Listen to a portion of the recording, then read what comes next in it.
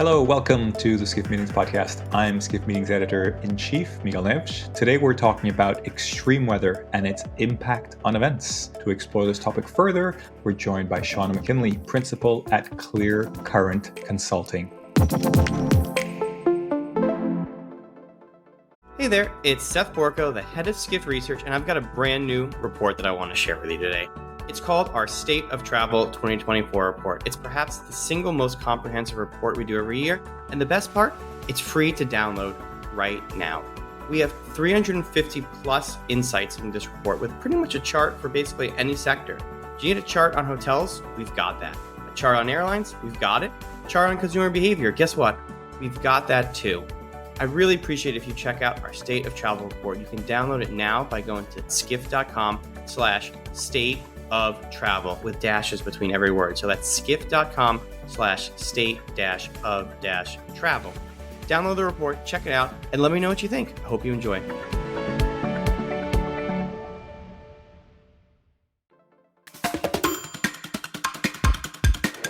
Shawna, thank you for joining us today. Oh, my pleasure. Thanks for asking me. So before we start, a little housekeeping. Don't forget to follow, subscribe to this podcast, wherever you're listening, watching. And if you're enjoying the show, please rate us 5 stars, leave a positive review, and so on. It really helps us to spread the word about the Skift Meetings podcast. You can even share with a colleague or a friend. Thank you very much. So, Shawna, to the matter at hand, climate change is causing more frequent, severe weather disruptions around the globe. You've been researching this for quite a while. I know you released quite an interesting report about the specific impact of events in Canada, I believe in March. And you've been following it all over the world. I think in preparation for this podcast, you sent me a list of multiple events that have been impacted by climate change and by extreme weather already recently, right? How are you seeing kind of event planners, venues adapting to this new reality, even in kind of regions that are really prone to these extreme weather events? Oh, I think that our industry is incredibly complex and we're juggling with so many things related to contingency planning. Extreme weather these days kind of feels like catching something in a reactive way and trying to run with it. So I think there's a lot of interest right now just to be able to respond and prepare as best we can in a short-term way to the challenges that we're experiencing. And now sort of understanding that this is a chronic issue. I mean, one of the things that my research really revealed is this is not a once in a 50 year, once a year, one event impacted and then, you're home free. Nothing else can possibly happen. This is actually chronic, complex, and it's compounding. So there's now this need for, I think, more systematic ways to prepare and really understand some of the risks that you face so that you can tool up your procedures and protocols to protect yourself as best you can, because of course we can't control the weather. Yeah. And are you seeing people do this already? Are you familiar with venues or planners kind of taking action that you think would make sense? Well, it's interesting. The research that I did, so there's 2 parts to the research. One was a media monitoring project where we looked at the quantitative aspect of what's happening in Canada with these events. We learned, for example, there were 72 events disrupted in 2023 compared to, I think it was 3 in 2013. So there's this escalating sense of more incidents being reported. But the second part of the research was actually talking to organizers about the frontline experience of dealing with this stuff. And what was really enlightening to me was there's a rich wisdom of lessons learned that is being cultivated on the ground in communities that are dealing with these compounding and recurring issues, especially around smoke and wildfire and heat.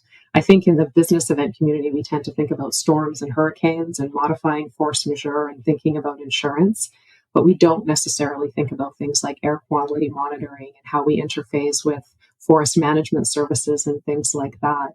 So in the region where I live, in Western Canada, we've actually started to see, for example, a couple of destinations that are thinking more about what is the emergency response dimension of what we do as a destination? What type of communications do we need to be providing to event organizers and visitors to our community? How do we need to prepare our businesses to be able to adapt and be resilient? So, in that region, I think we are starting to see things on the destination side and on the event organizer side.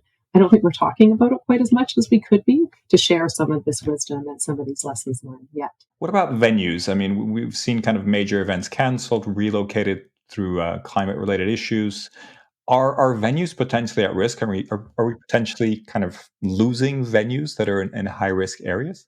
Are we? That's a great question. I would encourage every destination to look into that. It's interesting because I think one of the first things that a destination can do is understand the climate risks that they face. And a key question is what venues are at risk. So I live in Vancouver. We have a climate projection and adaptation plan that actually spells out for us things like how will sea level rise?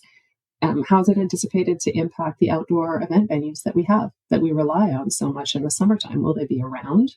Do we need to shore them up in any way? How might that impact when events are scheduled and what types of events and what types of crowd we can accommodate and manage? So I do think that it really behooves destinations to do a risk analysis and to tap things like municipal climate projections, state-based, for smaller countries, national climate projection documents that helps to determine venue and hotel and infrastructure exposure.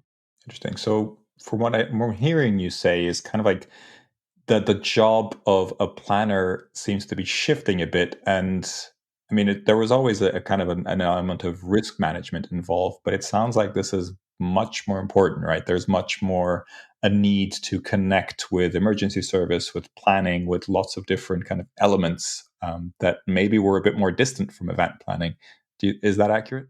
Yes, and the destination is a key conduit to a lot of that information because for many of us, if we're going to a place that's unfamiliar, we don't know what we don't know. We don't know if there's a heat officer and a plan for cooling centers that might be needed if we're taking attendees outside. If we're planning a running race through an urban area, where are the coolest areas of the city where shade is available or tree canopy is available that can keep people protected? So yeah, I think there's a more need to what I would call inventory what are often called climate exposures. Okay, we've never really thought about climate exposure as an aspect of destination selection before, but now I think it's something we need to actively consider, and in a way that doesn't always rely on what's happened in the past. Because if there's one thing we're learning about the climate connection to these extreme weather events is that just because that's what the weather was 10 years ago, 20 years ago, doesn't mean that it's going to be the pattern that we're going to see in the future. And if we're selecting destinations 5, 10 years out, the situation could be highly changeable. And it involves just one other thing I'll add is maybe tapping other advisors. So thinking about how your risk management contingency plan probably should have someone who maybe has a bit of knowledge about things like air quality, if there's a smoke event or a wildfire event. Because, would you know at what air quality level you should make masks available as an optional measure versus a mandatory requirement for your staff versus pulling people indoors or ultimately canceling the event? There's sort of a tiered approach that needs to consider that might require outside expertise. That's really interesting. Now, you shared a number of events that were impacted by Tropical Storm Debbie, which is currently impacting a number of events in Eastern Canada, I believe. So there's already a lot of impact there. And I know hurricane season is upon us, right? I think the peak of hurricane season is early to mid-September. So I think we could be hearing about a lot more of these coming up soon. Yeah. When you think of destinations, I mean, hurricanes. When I think of hurricane season, I think kind of Florida. I think kind of like southern U.S. I think these destinations that are normally quite heavily impacted by hurricanes, or unfortunately regularly. You talked about working with destinations, and I'm just thinking from their perspective, how how do you manage this, right? Because you're trying to attract events to your destination, but hurricane season lasts several months. You can't just block that out of the calendar, right? It's you have to make some really tough decisions there. What's your recommendation for destinations, particularly in these kind of more sensitive areas? Yeah, it's really interesting because, I will say, as part of this research, one of the things that I did was I reached out to destinations, and not just ones that were in my study sample in Canada, but beyond that, to sort of say, how do you prepare? Like, hey, I have a record of these dozen events being impacted in your destination as a result of hurricane season. What's your approach for when that actually happens? What's your approach for preparations? And what's really interesting is first of all, the message took a long time to get back to me. So you have this sense that there's a very careful crafting of the messaging because there's sensitivities around the climate exposure and how that could impact, the tourism economy of the destination, the event economy of the destination. On the other hand, as a moral expectation, we have to be transparent about these risks that people face, and the messaging that happens afterwards. I mean, we've really felt that, I think, in Canada. What was really interesting was we had, travel trade shows and business trade shows going on while wildfires are being experienced in Canada, while destinations are being shut down. You look at Jasper and what happened in Jasper earlier this year, and there's a lot of understandable alarm around, well, should people come first of all? And right now they're saying emergency services. You shouldn't, because people cannot cater to visitors right now. So there is this moral imperative, I think, that destinations have to provide transparent and accurate information, and that it is changeable, because there's just ethical issues with sort of hiding that behind promotional messages and please come anyway. And by the way, hotel rates are cheaper at that point in time, because I've also seen some of that going on a little bit, where there's been promotional campaigns to promote movements to those seasons where the risk may be higher, which is another significant ethical issue. So I know it's an uncomfortable message, but it's one that, there's an expectation of transparency there. And beyond that, I mean, you mentioned connecting with emergency service, connecting with other services. Is there any kind of other responsibility? You mentioned transparency. I think that makes a lot of sense. But destinations, can you think of any other things that they should be doing, or I guess the destinations that are more morally responsive should be doing? Well, I think so. Here's the thing, because I think we've talked so far about the lens of how we help planners prepare. But I think fundamentally at the foundation of this is destinations exist to support the economies of communities and the people who live in those communities and have businesses in those communities. So what role does the destination actually play in developing climate adaptation and resilience programs for the businesses and the people who live and work there? I think that almost has to come first before we even look at a lot of the communications and preparations that happens for planners. Because if I think of that, I start to think about questions like I said before: do I actually know what climate risks exist? So what research do I need to do? Do I understand what the adaptations are required by my members in my community? People who are providing services. Do I have a very old hotel block and old venues that really need energy efficiency upgrades to be able to provide adequate cooling systems? This is not just providing emergency response information in the short term. It's actually about thinking about things like green space to be able to weather heat waves better, prepare venues, prepare hotels, and think about how events and meetings can be a tool to support and fund those adaptations. Because that's a dimension of this as well that we have to consider about, where the event itself is accountable for the impact that it has.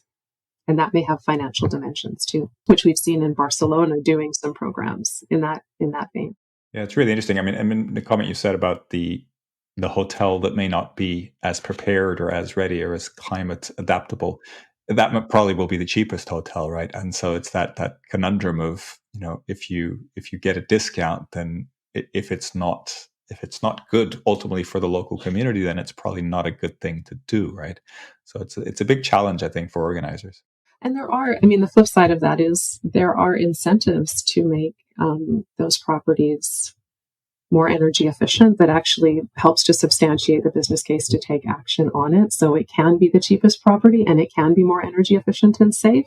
It's not like it's always an either or situation. And the destination can help their businesses to access those programs that help to garner support where those types of green building incentives exist. Yeah, and we're seeing that at least across the US, I think Canada as well, and even in Europe, lots of venues being significantly expanded over the last few years, or in the next few years as well, coming online. So we're looking at a lot of LEED certification, a lot of kind of green roofs, a lot of kind of upgrades that I think make sense in this way. And hopefully those buildings are some of the better, more energy efficient buildings in each of these cities, which is always good news, right? Now, I want to talk a little bit about the responsibility, or what kind of event planners and organizations that are planning big events, large conferences, they're generating significant carbon footprints, right? We know that. We know that the travel is the biggest part of that. Are they doing enough? Are these kind of big trade show organizers doing enough to kind of mitigate their carbon footprint? Are you tired of sifting through endless resumes looking for the perfect candidate to fill a leadership opening? Skift Executive Search can help. We have an insider view of the travel industry and can leverage both our expertise and connections to find your next rockstar hire. To learn more, visit skift.com/exec-search or email us at execsearch@skift.com.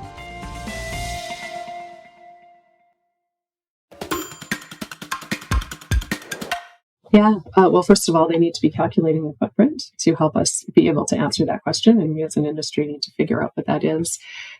Honestly, we are a high carbon sector, and we have high carbon activities that we induce demand for, whether or not we're responsible for, the sustainability of the aviation industry or not.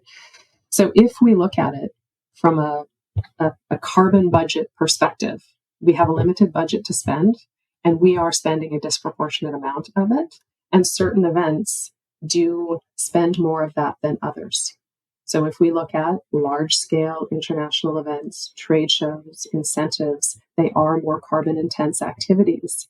So part of this is having conversations about, who really bears responsibility for that impact. And certainly, events have a high impact overall, and some events have greater impact than others. And need to be looking fundamentally on whether or not that business model is sustainable from a climate perspective, because it's not just about the emissions budget that we're talking about, but as regulation advances, action on emissions is going to become more expensive over time. So the cost for those types of activities are going to go up as you start to see things like how the cost of sustainable aviation fuel impacts the cost to travel, things like carbon taxation and levies also come into play. So no, we've got a long way to go. We have a long way to go to address this issue. And staying with organizers, if you take kind of the most sustainable organizers of a comparable event and the other extreme, how much difference are the kind of more sustainable organizers making? Are they really cutting down on like 50%? Like, what are we talking about here? What's possible? Well, a couple of things. First of all, I really want to hesitate in the language of most sustainable versus less sustainable, because sustainable, if we talk about planetary tipping points, there's clear lines in the sand. So sometimes this language, I think, is not always helpful to driving home the fact that our carbon budget is limited if we want to make sure that we don't see worsening effects of these extreme weather events and have that negatively impact us. So if we look at it from a carbon, the bottom line is we need to reduce our total emissions as an event industry overall. That's the bottom line. We have a limited carbon budget. We need to be spending less of it, so we buy ourselves time to adapt. That's the general formula. And so if we are focusing on measures that are ring fencing what we control to just the venue, to maybe our catering, to the materials, to the freight that we have, we're addressing for an international business event probably less than 25% of our footprint, and potentially, as little as 5%. So it's really limiting. It's a really limiting view of the benefit that our actions are creating if we're not ultimately addressing that travel footprint as well.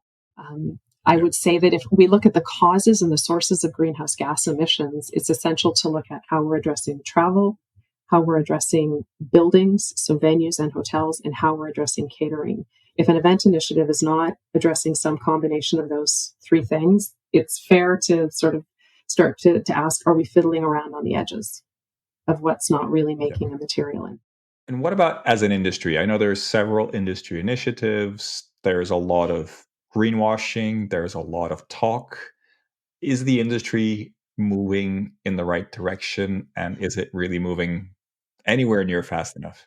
Oh, isn't that the big question? I'll be really honest. If I think of meetings industries as institutions and associations that we rely on, I don't really think they are set up or structured in such a way to be able to move the needle on this issue. That's kind of my honest assessment. I think we really have to look at the situation. And if I look at 25 years that I've been in this industry, we seem to have a theory of change that if we raise awareness and educate and communicate. And if we pledge and if we get a standard and we measure, we're somehow going to reduce emissions by 50% by 2030 and get to net zero by 2050. At the same time, we've never measured our impact as a full industry. A lot of our programs are funded by organizations that have vested interests in maintaining status quo. And the global south is largely absent from a lot of the conversations that we're having, and they are disproportionately impacted by climate change. So all of those types of things, I think, need to be addressed in order for us to start to move the needle. And we also need to accept that there's a very messy middle that has to happen for an industry to change. And it involves really engaging individuals about the ambivalence we feel when it comes to the fact we want to curb our carbon footprint. I talk to so many people that want to curb their carbon footprint in this industry and through the events that they do. And we work in a high carbon system. So the spaces that need to be created for us to work through those things, because psychologically what happens is when we start to talk about climate change at an industry function, let's say, we start to focus on stories that reassure us we're doing the right thing, that, we're on the right side of this. We settle for incrementalism. We ring fence what we're willing to control. We offload responsibility. And those are all things I've done probably in the last year, just to cope with a lot of the cognitive dissonance I get about the double bind. And until we really get at that psychological aspect of what we as individuals are thinking and feeling, I think it's going to be hard for those institutions to action this issue. But I will say that an industry is made up of individuals, and we have some pretty amazing individuals doing very cool things to carve out space to work there that can actually and is actually making a difference. We just need our institutions to catch up a little bit, I think. You started, fascinating. Thank you for sharing that. You started by kind of sharing that institutions need to be set up differently. Can you expand on that a little bit in terms of, is there kind of a clear vision on how that setup needs to change, or is it something that's sort of part of that messy middle of kind of figuring it out? Well, I think it would be interesting to put that in the messy middle and see if we could figure it out. A couple of thoughts that I would have to toss into that milieu of sort of thinking compost would be, I think we have to consider, as I said before, some of the funding structures for our association and how that can serve business as usual models that we tend to prioritize over other ways of doing things. Tends to create maybe a less safe environment to talk about things that are more disruptive.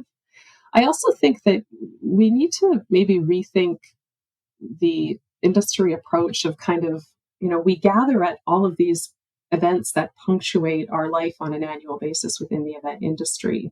And what's missing is a lot of that connective space where we can actually get and receive, I think, a lot of the guidance and support in between those experiences. So what I think a lot about is if we're really doing a psychologically informed approach to taking climate action in the event industry, we can't just do that when we have one event every couple of months. We need to have a longer term campaign and approach that connects us to each other and holds us accountable to some of the commitments that we're making, and develops more of it's like a campaign and a way of connecting and supporting each other, where the event becomes sort of the way that we punctuate more of a long-term experience. Does that make sense? I'm not articulating myself very well, but the event is part of a series of tools that we use to change community and how we approach things. It's not the only tool that we use. So I think I know what you mean. I think during the COVID pandemic, it was the most obvious example of this, right? You sort of were used to going to a certain event every year, and then you weren't able to. And we found ways of connecting online and still meeting the people that we want to meet. And I think what you're saying is kind of, we need to switch off our expectation that is the way that we do business. That's the way that things happen. And there's other ways of doing that. And it can still involve events, but it just, it's not sustainable, or it's not, our carbon footprint is not going to reduce itself if we just keep doing it in the same way. So we have to find other ways of punctuating our professional lives in a kind of year-round way. Is that sort of what you're saying? Sort of, yeah.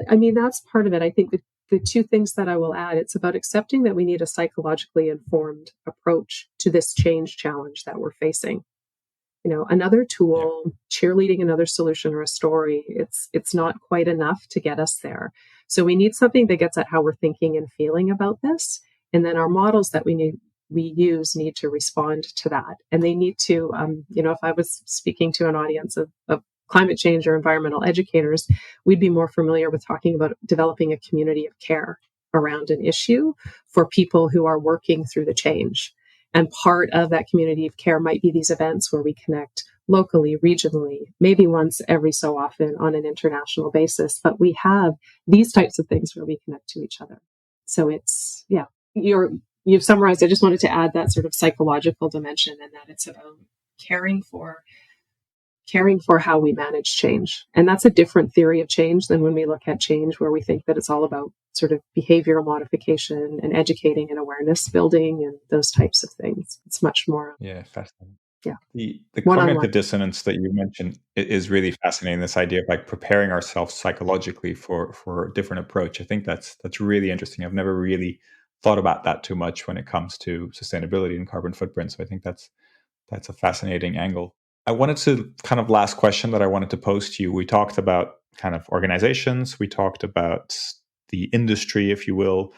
What about governments? Are they really the piece that's going to make this all happen? Because, we're seeing CSRD come in Europe, and that's really shifting major organizers, major companies to doing a lot of reporting. I mean, I'm seeing some really quite in-depth reports from companies in Europe that are kind of saying, this is just how it is now, right? And it does seem to be impacting quite a bit the concern and the focus on sustainability, particularly in Europe, where it's kind of more impactful. Are governments the missing piece? Are they the ones that are actually going to push us in the direction that we need to go? It's catalytical. Like, it's absolutely catalytical. I think for so long, it's been, planners should do this, suppliers should do this. We need to bring, it's all about sort of herding the partners that we're dealing with to hopefully move in the right direction. This makes it required. And that's where the difference is. And what's really interesting is, I think it's going to be really interesting to watch what regions emerge as most resilient in this new regulatory environment. Because one of the things I was recently reading was the UFI barometer that just came out. And if you actually dig into the detail of it to see the marked difference between the regions, and in particular how regulation has spurred more awareness and concern within Europe. For example, Europe isn't the only area. There's actually some interesting results for Australia as well, and a couple of other destinations. But it's clear that regulatory piece is catalyzing action. And, the US, North America is not there yet. I mean, I know we're certainly not there yet in Canada. We do have some things the US doesn't have as far as carbon taxation and carbon pricing that has driven some action, but it's still nowhere near what we're seeing in Europe, where it does seem to be changing in leaps and bounds. Yeah, really fascinating times.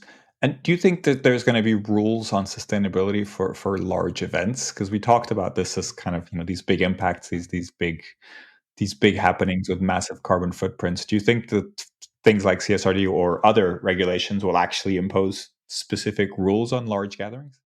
Well, I think, first of all, as far as rules, we're actually already, through the Carbon Accounting Initiative, we're creating some fairly set, for a long time, we've talked about how we've never had a method in the event industry for how we should even be calculating before we can hold people accountable. There's a team of amazing individuals that are working on hashing that right now. So the rules are coming.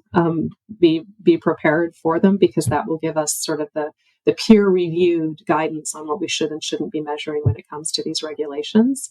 I think that irregardless of that happens, when it happens, because I think it will. And we do have obligations for certain enterprises to set and achieve emissions targets under some of these laws already. I mean, they're being phased in for a lot of the small business enterprises that comprise the event industry, but they're already there. Our social license to operate is at risk, regardless of what happens with regulation, I think. And we have more pressure if not through regulation, through things like advertising standards boards.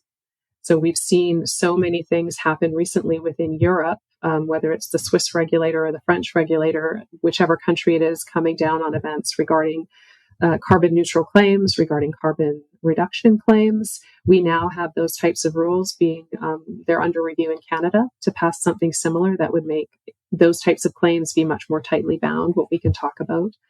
and have to be substantiated by actual metrics. So whether it'll come into regulation, election year, US, coming up in Canada, probably not this year, but these other initiatives, I think, will be very influential as well, even if it doesn't come down to regulation within the next couple of years.